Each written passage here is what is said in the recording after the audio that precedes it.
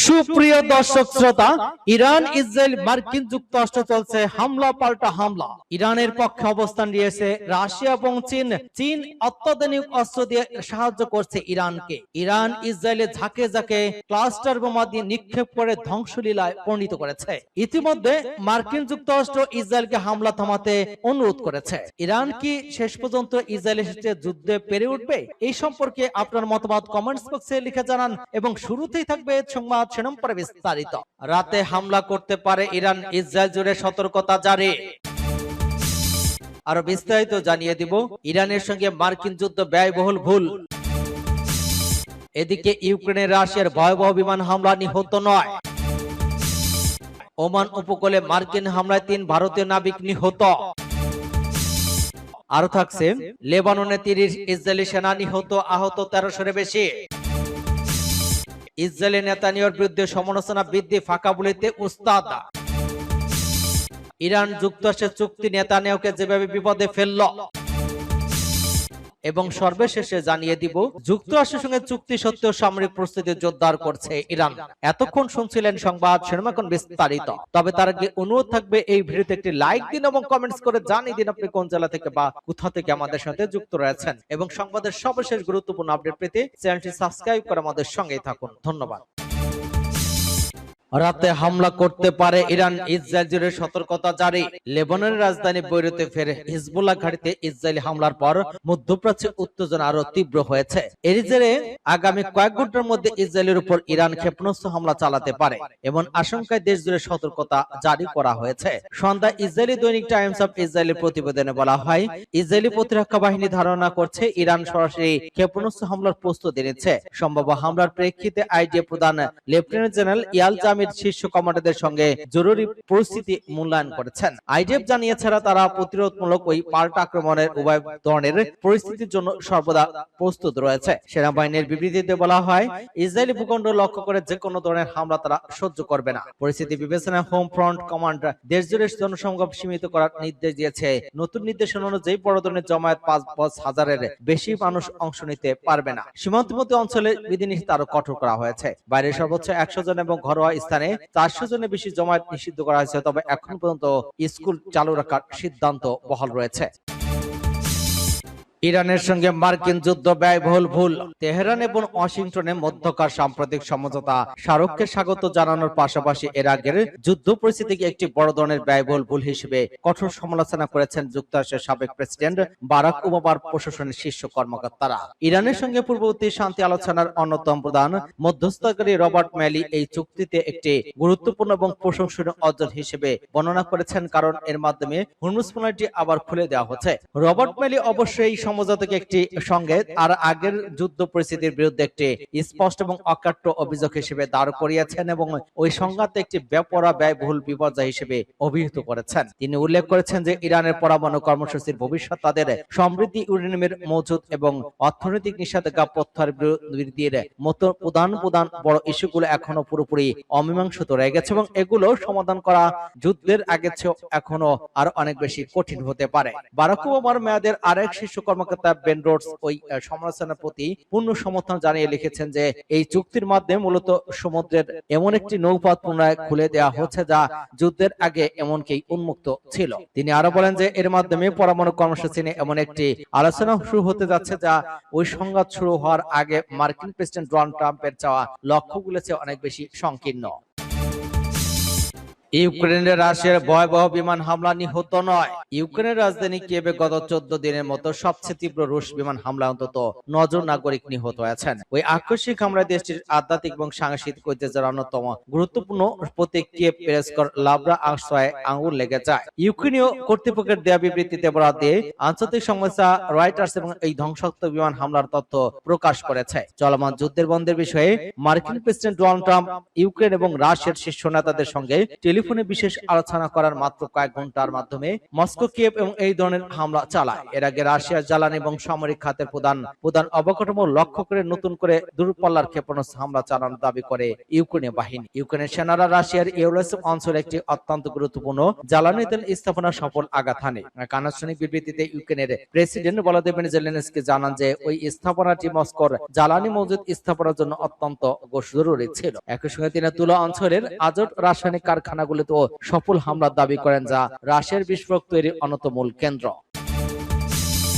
Oman উপকূলে মার্কিন হামলায় 3 ভারতীয় নাবিক নিহত। ওমান উপকূলে তেলবাহী জাহাজে মার্কিন ক্ষেপণাস্ত্র হামলায় নিখোঁজ 3 ভারতীয় নাবিক নিহত হয়েছেন। ভারতীয় সংবাদ মাধ্যম এনডিটিভির প্রতিবেদনে বলা হয়েছে, ভারতের কেন্দ্রীয় বন্দর জাহাজ এবং জলপথ মন্ত্রী সবানন্দ সোনোয়াল নিহতের খবর নিশ্চিত করেছেন। মন্ত্রী জানান, ওমান উপসাগরে একটি ট্যাঙ্কারে মার্কিন সামরিক হামলায় নিখোঁজ 3 ভারতীয় নাবিকের মৃত্যু হয়েছে। এনডিটিভির প্রতিবেদন অনুযায়ী নিহত 3 নাবিক হলেন deck cadet Aditya Sharma, engine fitter Shivananda Chaurasia এবং chief engineer personnel Suresh. Oman উপকূল এলাকায় সেত্তেবেলা নামের একটি তেলবাহী ট্যাঙ্কারে ক্ষেপণাস্ত্র হামলার ঘটনা ঘটে। পালাও প্রতিবেগী জাহাজটি 28 জন নাবিক ছিলেন, যাদের মধ্যে 24 জন ভারতীয় নাগরিক। ওমানের সোয়ার বন্দরে প্রায় 20 নটিক্যাল মাইল উত্তর পূর্বে যাওয়ার সময় হামলার খবর জানিয়ে জাহাজটি একটি বিপদ সংকেত পাঠায়। ঘটনার পর এক বিবৃতিতে ভারতের পররাষ্ট্র মন্ত্রণালয় হামলার নিন্দা জানিয়ে বলেছেন, ওমান উপকূলের কাছে বাণিজ্যিক জাহাজে সেত্তেবেলাতে হামলার ঘটনায় আমরা গভীর উদ্বেগ প্রকাশ করেছে এবং এর নিন্দা জানাচ্ছে। যুক্তরাষ্ট্র জানিয়েছে জাহাজটি ইরানি তেল বহন করছিল। মার্কিন সামরিক বাহিনীর নির্দেশ না মানায় জাহাজটি লক্ষ্যবস্তু করা হয়েছে। তেলবাহী জাহাজে হামলার কড়া প্রতিবাদ জানিয়েছে নয়াদিল্লি। ভারতে থাকা মার্কিন ডেপুটি চিফ অব মিশনকে তলব করে প্রতিবাদ জানায় দেশটির পররাষ্ট্র মন্ত্রণালয়। লেবাননে 30 ইসরায়েলি সেনা নিহত, আহত 1300-এর বেশি। দক্ষিণ লেবাননে গত 2 মার্চ থেকে পুনরায় শুরু হওয়া তীব্র সংঘর্ষে এখন পর্যন্ত অন্তত 30 জন ইসরায়েলি সেনা এবং সামরিক কর্মকর্তা নিহত হয়েছেন। আহত হয়েছেন 1347 জন বেশি সেনা সদস্য। আহতদের মধ্যে গত 3 দিনে 45 জন নতুন করে আহত হওয়ার তথ্য নিশ্চিত করেছে ইসরায়েলি সেনাবাহিনী। পরিস্থিতি ক্রমেই উত্তপ্ত হয়ে ওঠায় সীমান্ত অঞ্চলে সামরিক চাপ এবং হতাহতের সংখ্যা বাড়ছে। সোমবার ইসরায়েলি বাহিনী এই তথ্য নিশ্চিত করেছে। একই সঙ্গে একটি নিরাপত্তা সূত্র জানিয়েছে, রাজনৈতিক নেতৃত্বের পরবর্তী সিদ্ধান্তের অপেক্ষা লেবাননের সামরিক অভিযান কিছুটা কমিয়ে আনা হচ্ছে। এদিকে যুক্তরাষ্ট্র এবং ইরানের মধ্যে হওয়া শান্তি চুক্তিতে লেবানন সহ সব ফ্রন্টে যুদ্ধবিরতির কথা বলা হয়েছে। তবে ইসরায়েল জানিয়েছে, কৌশলগতভাবে গুরুত্বপূর্ণ মনে করা কিছু এলাকা তাদের সেনা মোতায়েন অব্যাহত থাকবে। ইসরায়েলি গণমাধ্যম চ্যানেল 12 জানিয়েছে, দক্ষিণ লেবাননের তথাকথিত ইয়েলো লাইন এলাকায় ইসরায়েলি বাহিনীর অভিযান চলমান থাকবে। বর্তমানে যেসব অবস্থানে সেনারা রয়েছে সেখান থেকে সরে যাওয়ার কোনো নির্দেশ এখনো দেওয়া হয়নি। অন্যদিকে যুদ্ধবিরতির ঘোষণার পরও লেবাননের কয়েকটি এলাকায় ইসরায়েলি গোলাবর্ষণের খবর পাওয়া গিয়েছে, তবে এতে কোনো হতাহতের ঘটনা ঘটেনি। ইসরায়েলি নেতানিয়াহুর বিরুদ্ধে সমালোচনা বৃদ্ধি, ফাঁকা বুলেতে উস্তাদ। ইসরায়েলি গণমাধ্যম গণহত্যাকারী প্রধানমন্ত্রী বেনিয়ামিন নেতানিয়াহুর বক্তব্যে কঠোর সমালোচনা করা হয়েছে। এসব গণমাধ্যমের নেতানিয়াহুর সব মন্তব্যকে অর্থহীন এবং প্রথম শ্রেণীর একজন বোকা মানুষের কথা বলে অভিহিত করেছে। তারা বলেছে, ইরানের সঙ্গে যুদ্ধে যাওয়াটা নেতানিয়াহুর উচিত হয়নি। পাঁচটি প্রতিবেদনে বলা হয়েছে, ইসরায়েলি পত্রিকা ইয়াহুদ আহরনাত এক ইসরায়েলি কর্মকর্তার উদ্ধৃতি দিয়ে লিখেছে, নেতানিয়াহুর উচিত ছিল সহজভাবে স্বীকার করা যে তিনি ভুল করেছেন, কারণ তিনি ইরানের বিরুদ্ধে যুদ্ধে এমন সব কাল্পনিক লক্ষ্য স্থির করে অতিরঞ্জিত বক্তব্য দিয়েছেন যেগুলো অর্জনের জন্য তিনি প্রস্তুত ছিলেন না। ওই কর্মকর্তা বলেন, তারা সব বক্তব্য ছিল অর্থহীন। কথিত ডেমোক্রেটিক পার্টির নেতা ইয়াহুর গোলান বলেন, নেতানিয়াহু সেই মিশন ব্যর্থ হয়েছেন যার জন্য তিনি নিজের জীবন উৎসর্গ করেছিলেন। এ প্রসঙ্গে ইয়াহুদ আহরনাত ইসরায়েলি উত্তরে অবস্থিত মেতুলা আঞ্চলিক পরিষদের প্রধান উদ্ধৃতি দিয়ে নেতানিয়াহুর সমালোচনা করা হয়েছে। তিনি বলেছেন, আমি প্রধানমন্ত্রীর কাছে অনুরোধ করেছি তিনি যেন নিজে এসে শহরগুলিতে এবং সেখানকার মানুষের উপর নেমে আসা ধ্বংসযজ্ঞের মাত্রা দেখেছেন এবং যারা যুদ্ধ পরবর্তী মানসিক আঘাতে ভুগছেন তাদের সম্পর্কে অবহিত হন। ইরান যুক্তরাষ্ট্রের চুক্তি নেতানিয়াহুকে যেভাবে বিপদে ফেলল। ইরানের সঙ্গে যুদ্ধ শেষ করার একটি প্রাথমিক চুক্তি স্বাক্ষরিত হয়েছে এবং শিগগিরই এর বিস্তারিত প্রকাশ করা হবে বলে জানিয়েছেন যুক্তরাষ্ট্রের প্রেসিডেন্ট ডোনাল্ড ট্রাম্প। সোমবার ফ্রান্সে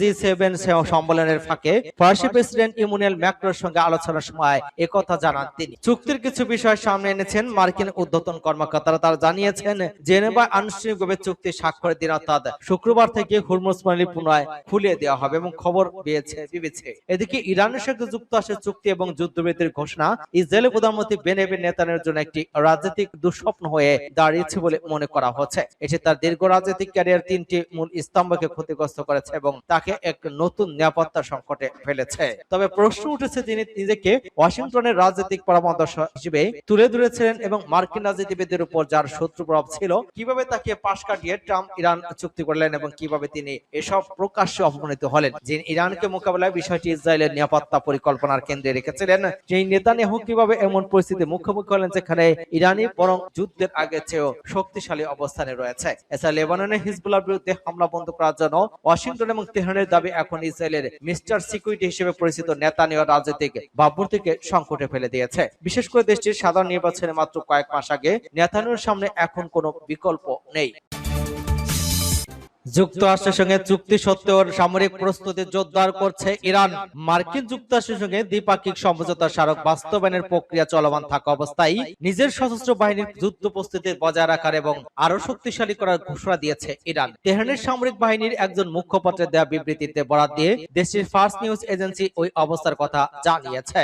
ইরানের সামরিক মুখপাত্র স্পষ্ট করে জানিয়েছেন যে চুক্তি কার্যকর হওয়ার সময় তারা দেশ সশস্ত্র বাহিনীর প্রস্তুতির স্তরকে আগে যে কোনো সময় উঁচুতে ধরে রাখবে। এর পাশাপাশি তিনি আরো উল্লেখ করেছেন যে এই পুরো প্রযুক্তি বাস্তবায়ন চলাকালীন সময়ে ইরান তাদের জাতীয় প্রতিরক্ষা সক্ষমতা বৃদ্ধি করার প্রক্রিয়া অব্যাহত রাখবে।